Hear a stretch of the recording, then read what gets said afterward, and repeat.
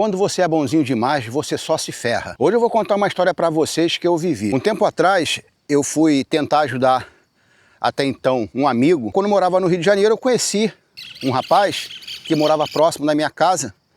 E ele também gostava muito de cães. A vida seguiu. Eu vim morar em Guapimirim e ele ficou no Rio de Janeiro. Depois de eu estar morando aqui em Guapimirim já há aproximadamente 5 anos, eu arrumei bastante clientes aqui, principalmente fazendeiros, para eu poder adestrar os cães deles. Um dia um desses fazendeiros chegou para mim e falou o seguinte: Renato, será que você poderia escolher para mim um Rottweiler filhote? Porque eu não entendo. Eu falei, claro. Naquela época, pessoal, ainda existia o balcão expresso. Aí paramos na banca de jornal, ele foi lá, comprou o balcão expresso e começou a buscar na parte onde vendia animais, cães. E aí o que aconteceu? Ele encontrou alguns anúncios e o mais próximo era num lugar chamado Parque Paulista, que fica próximo a Piabetá. Fica aproximadamente daqui da onde eu moro, de Guapimirim, uns 20 minutinhos de carro, porque o resto era tudo lá no Rio de Janeiro. Isso era no dia de domingo. Aí o cara dali mesmo ligou para a pessoa, o anunciante dos filhotes, marcou com ele para aquele mesmo dia, por volta de 10 horas da manhã, e eu fui com ele. Isso, pessoal, é uma história real, eu não estou inventando nada aqui não. Então, meus amigos, marcamos lá na rodoviária de Piabetá, para a gente se encontrar, e de lá ele levaria a gente lá na casa dele para ver os filhotes. O rapaz chegou, eu fiquei assim, numa parte, esperando, o fazendeiro foi lá, aproximadamente uns 200 metros, onde ele estava na rodoviária. Beleza, eu tô olhando para aquele cara, que eu não enxergo muito bem de longe, sabe, gente? Aí eu falei, eu conheço aquele rapaz, eu conheço aquele rapaz. Então, meus amigos, aí veio o fazendeiro com o rapaz, e ele veio se aproximando. Aí eu vi que realmente eu conhecia aquele rapaz que estava vendendo os cães. O rapaz foi encontrar conosco de ônibus, e aí a gente botou ele no carro. Chegando na casa dele, eu já vi o lugar que era. Realmente triste de se ver. Ele não deixou a gente entrar na casa dele, só num pedacinho do quintal. Dava pena de ver os filhotes, e mais pena ainda de ver a mãe dos filhotes, e ele ainda tinha mais 4 cães extremamente magros. Cara, aquilo me comoveu. Aí o fazendeiro me pediu minha opinião, se ele compraria ou não. Eu disse para ele que a cadela dele, mesmo sendo muito magra, ela tinha uma boa estrutura, só que ela estava magra por falta de alimento. Que ele poderia comprar o filhote, que era só dar um trato legal, uma boa alimentação, uma boa ração, uma vitamina, que o cachorro ia ficar bacana. Pois bem, ele fez isso, pagou o rapaz. Eu me despedi desse rapaz. Cara, eu vim pensando na situação desse rapaz. E chegando em casa, eu comentei com a minha esposa. Ela também conhecia. Ele ia lá na minha casa, quando eu morava no Rio de Janeiro, a gente morava na mesma rua. Falei pra minha esposa, vamos fazer alguma coisa pra ajudar o fulano de tal? Aí ela, tudo bem. Isso eu peguei o telefone dele, né? Já tinha um telefone dele, que o fazendeiro ligou pra ele, pra ver os cães. Eu entrei em contato com ele e falei, cara, vem aqui almoçar um final de semana aqui em casa, que eu quero conversar com você. E aí, na semana seguinte, meus amigos, ele veio aqui na minha casa, em Guapimirim, almoçou conosco, comigo, com meus filhos, com a minha esposa. Meus filhos eram bem pequenos na época, isso já tem um bom tempo. E aí eu comecei a falar com ele, eu falei, cara, eu não quero ser invasivo, mas eu não sou cego.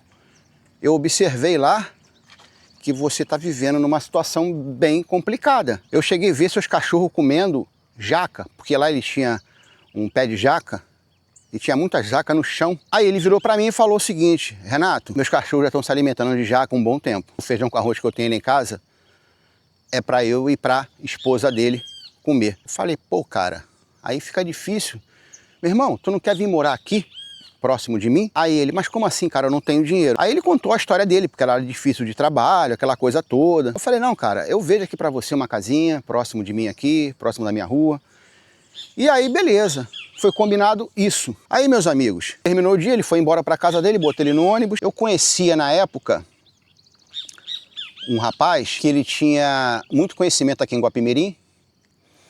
E eu falei, cara, eu queria arrumar uma casa para um amigo meu. Aí expliquei toda a situação a ele. Ele falou assim, Renato, eu não sei, mas eu posso fazer o seguinte. Vamos ali em Parada Modelo. O meu sogro tem uma imobiliária. Ele trabalha com esse negócio de imóvel, tanto venda quanto aluguel. Beleza. Entrei no carro, fui lá com ele. Chegando lá, tinha algumas casas. Cara, e tinha uma casa a 2 ruas atrás da onde eu morava na época.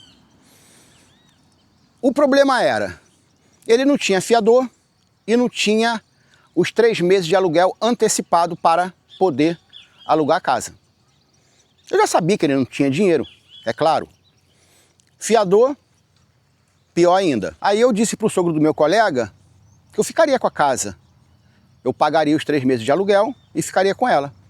E ali eu fechei a casa no meu nome e liguei para ele. Fulano de tal, você já pode vir morar em Guapimirim, que eu já arrumei uma casa muito bacana para você. E aí ele falou assim, mas Renato, como é que eu vou levar minhas coisas? Não são muitas coisas, mas eu tenho algumas coisinhas aqui. Essas coisas de TV, cama, armário.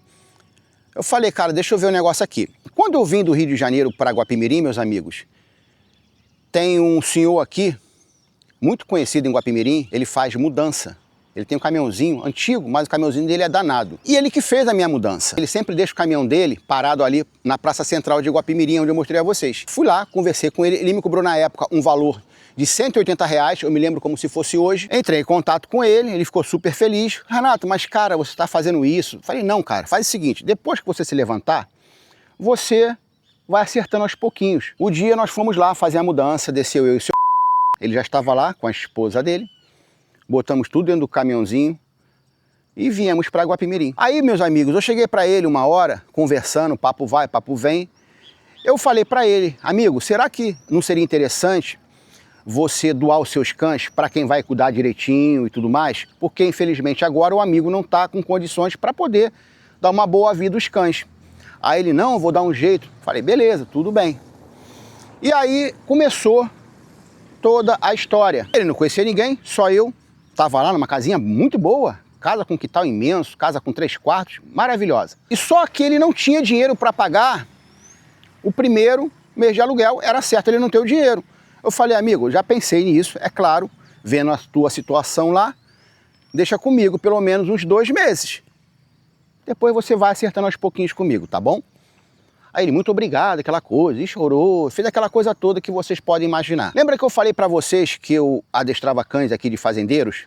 Aqui tem muita fazenda. E um desses eu conversei com ele, por sinal foi o que comprou cachorro. Expliquei toda a situação, ele também viu a situação do rapaz e decidiu também dar uma oportunidade para trabalhar na fazenda dele, fazendo serviço, assim, de tudo, sabe, gente? De tudo um pouquinho. Aí comuniquei a esse meu amigo, ele ficou super feliz. E aí nós fomos lá na fazenda desse fazendeiro para ele começar o trampo lá. E eu lá fazendo meus serviços no adestramento de cães e ele lá foi fazer a parte dele. E aí, meus amigos, não demorou 10 dias, ele já arrumou um problema com o funcionário mais antigo dessa fazenda. Simplesmente porque o cara pediu para ele fincar um mourão em tal lugar lá da fazenda. Aí o cara levou até o fazendeiro, eu não estou dizendo o nome nem do fazendeiro e nem do rapaz. Então, meus amigos, quando eu voltei lá para trabalhar com os cães deles, que eu ia lá 2 vezes por semana, o que acontece? O fazendeiro chegou e me chamou, Renato, quero conversar com você. Falei, pois não.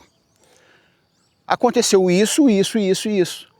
Eu falei, caramba, não é possível, gente. Aí eu fui até esse meu amigo para conversar com ele. O que aconteceu, fulano? É assim mesmo, cara, o cara tá aqui há 20 anos. Ele pediu para você fazer uma coisa, você faça, é normal isso, cara. Passou aqui dali, o fazendeiro relevou. Não se passou 1 mês, ele arrumou um outro estresse na fazenda. Esse eu não posso nem falar aqui na câmera, tá, pessoal? Aí o fazendeiro falou, Renato, vou mandar ele embora, que infelizmente não dá, ele tem um temperamento muito forte. Eu falei, cara, eu entendo perfeitamente, fica à vontade. Foi feito isso. E aí ele virou pra mim, esse meu amigo, falou o seguinte, não, vou arrumar outro rapidinho. Só que ele sempre ia almoçar comigo lá em casa e jantar. A mulher dele trabalhava de diarista, mas só que dormia no Rio de Janeiro, sabe? Dormia e só voltava no sábado, ficava sábado, domingo e segunda-feira ela descia novamente pro Rio e ficava lá a semana toda trabalhando numa casa de uma senhora.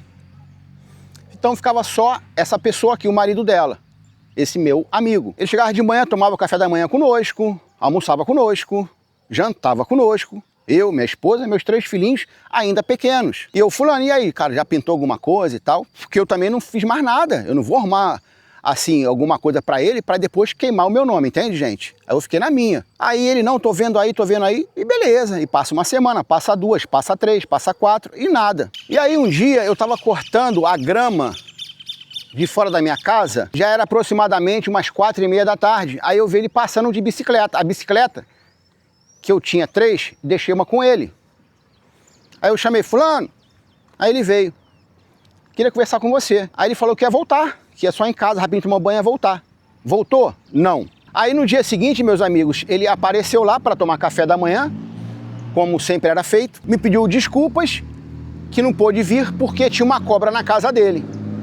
Mesmo se tivesse uma cobra na casa dele, ele pegava ela, jogava fora, sei lá o quê, e ia lá em casa, que eu queria falar com ele. Mas isso não aconteceu. Aí tomou café da manhã, eu já dei mais uma imprensa nele. Aí ele falou assim, não, tô vendo, não se preocupa, não quero incomodar. Eu falei, não, cara, tudo que eu fiz por você foi de coração, sabe? Mas, poxa, você tem que fazer sua parte também. Aí depois de mais ou menos de um mês, eu fui no mercado com a minha esposa. Aí eu tô lá no mercado, chegou uma pessoa atrás de mim, Renato. Todo mundo me conhecia aqui, né? Falei, opa, fala, irmão. O teu primo, ele é viciadão, né? Eu falei, cara, primo? Eu não tenho primo que mora em Guapimirim. Todos os meus primos moram no Rio. O seu primo? Aí disse o nome dele. Eu falei, cara, ele não é meu primo. Ele é meu colega. Não, porque ele fala que é seu primo. Mas você conhece ele? Conheço. Ele tá todo dia, desde 10 horas da manhã, e sai de lá tardinha, na casa do fulano de tal, que a gente fica fazendo competição de videogame. Aí eu falei, filha da... Eu já estava desanimado com ele, depois da situação lá da fazenda. Aí eu dei um basta. Eu esperei à noite, liguei para ele ir até na minha casa, ele não foi. Eu fui lá na casa dele, aí eu falei para ele que ele iria pagar tudo que ele me deve. Que na verdade, eu não estava nem pensando em receber tudo que eu fiz por ele, no caso de grana. Esqueci isso aí, entendeu? Foi uma ajuda, simples. Mas não é a questão do dinheiro, foi a atitude dele que me fez chegar a esse ponto de querer que ele me pagasse centavo por centavo. Eu falei para ele o seguinte, e outra coisa também, eu tô indo na imobiliária para tirar o meu nome da casa e você vai ter que sair da casa, a não ser que você tenha os 3 meses de aluguel para você deixar lá como eu deixei, ou você arruma um fiador. Pô, mas não faz isso comigo, Renato. Eu falei, cara, você já está aqui meses aqui, cara, você está me enganando. Não é pelo dinheiro, meu amigo. Eu fiz tudo para você, foi de coração. Agora, eu me senti traído por você, eu me senti enganado por você. Na verdade, eu fui enganado e traído, cara. Você traiu a minha confiança. Então, tudo que você me disser a partir de agora, eu não vou acreditar, entende? Eu não tem como acreditar em você, fulano. Eu fui na imobiliária, tirei meu nome e, resumindo, meus amigos, ele teve que sair da casa porque ele não tinha condição de pagar os 3 meses antecipados. Aí vocês vão me perguntar, o que aconteceu com ele, Renato? Eu sei até hoje que ele mora aqui em Guapimirim. Aonde ele mora? Não sei. Teve uma vez, eu passando de carro, eu vi essa pessoa em um ponto de ônibus. Mas foi somente essa vez que eu vi esse rapaz novamente. O meu dinheiro não rolou. Você que é bonzinho demais, preste atenção com quem você está sendo bonzinho demais. Nem todas as pessoas merecem a sua ajuda. Eu não estou dizendo com isso que você não deva ajudar as pessoas. Eu estou dizendo que você tem que prestar atenção quem você vai ajudar. Tem pessoas que merecem uma ajuda. E sim, nós temos que ajudar. Mas nem todas as pessoas merecem a nossa ajuda. Então fica a dica para vocês, quando o seu coração amolecer, porque você viu uma pessoa passando necessidade, acontece muito isso comigo. Eu saio de casa, tem sempre o senhorzinho abrindo o lixo para tirar latinhas, essas coisas. Aí eu penso assim, falo com a minha esposa, poxa, é um senhor, né, fazendo isso.